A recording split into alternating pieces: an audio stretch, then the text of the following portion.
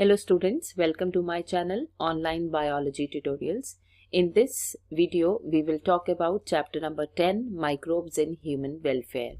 So, अब हम बात करते हैं microbes used for making fermented products.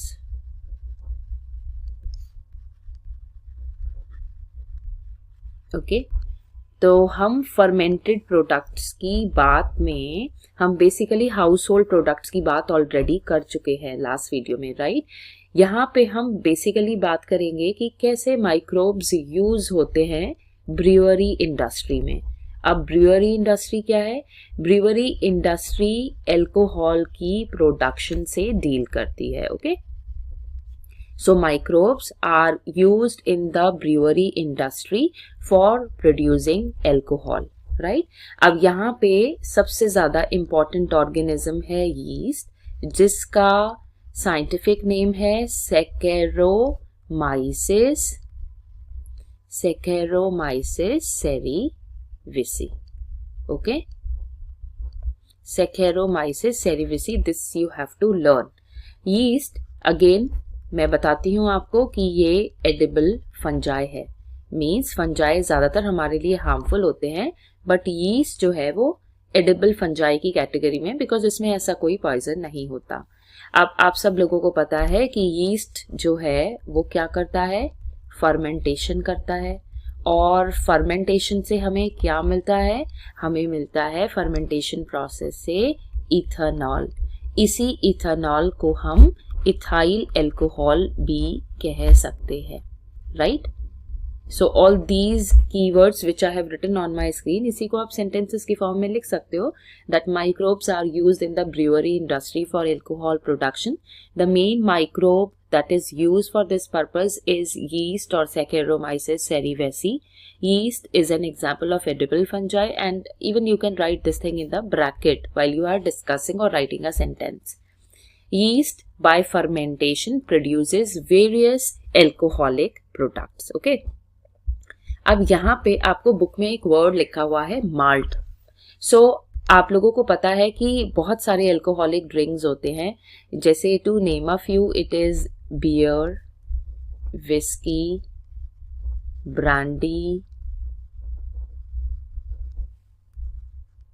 rum, even wine can also be written, right? These are few categories which you have to learn.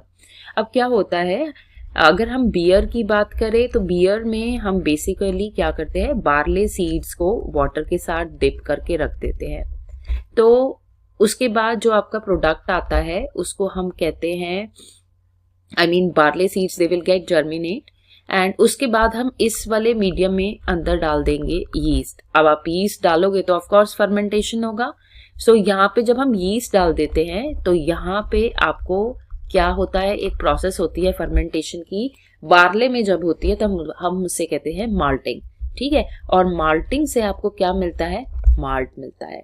इसी तरीके से अगर हम बात करें विस्की की, ब्रांडी की, रम की और वाइन की, तो सब में जो स्टार्टिंग मटेरियल, जैसे हमने बार्ले लिया है ना बियर में, इसी तरीके से इन सारे 4 रिमेनिंग अल्कोहलिक ड्रिंक्स में जो स्टार्टिंग मटेरियल है वो अलग अलग होता है। जैसे कई केस में हम फ्रूट जूसेस ले लेते हैं और उनको हम सिंपली फर्मेंटेशन कर देते हैं, तो उनसे एक और अल्कोहलिक ड्रिंक बन जाती है। तो यहाँ पे आपको याद रहे कि बियर जो है वो माल्टिंग प्रोसेस से बनती है। किसको यूज करके? बार्ले को यूज करके। ऑफ कोर्स हर चीज में हमने यीस्ट जरूर डालनी है, क्योंकि जब तक आप यीस्ट नहीं डालोगे तब तक फर्मेंटेशन नहीं होगी। अब इसके बाद आपको बुक में एक और टर्म दी गई है जिसके बारे में हम बात करेंगे। एक होते हैं non distilled alcoholic beverages, okay, non distilled alcoholic beverages, and other are distilled alcoholic beverages. Means ऐसी अल्कोहलिक ड्रिंक्स जो डिस्टिलेशन की प्रोसेस से बनाई जाएं, उन्हें तो हम कहेंगे डिस्टिल्ड अल्कोहलिक बेवरेजेस, और जो डिस्टिलेशन की प्रोसेस से नहीं बनी है उनको हम कहेंगे नॉन डिस्टिल्ड। हमेशा एक और बात याद रखनी है, जो ये डिस्टिल्ड वाली हैं ये ज़्यादा प्योर होंगी। ज़्यादा प्योर का मतलब वाटर कंटेंट इसमें क्या होगा, लेस होगा। दैट मीन्स क्या कंटेंट इसमें ज़्यादा होगा, alcoholic content will be more, right. Up arrow का मतलब है ज़्यादा और डाउन एरो का मतलब है कम। सो ये बात हमें याद रखनी है कि डिस्टिल्ड एल्कोहलिक बेवरेजेस प्योर होती हैं, इनमें वाटर का एडिशन नहीं होता because they are made by the process of distillation, और इनमें एल्कोहलिक कंटेंट हमेशा ज्यादा रहेगा।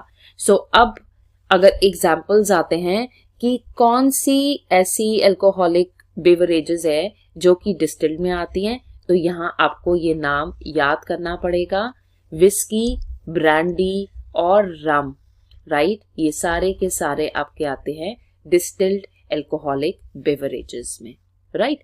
अब हम बात करते हैं नॉन डिस्टिल्ड। बहुत इजी है क्योंकि अब ये डिस्टिलेशन प्रोसेस से नहीं बनी, तो इनमें ऑफ कोर्स वाटर भी होगा।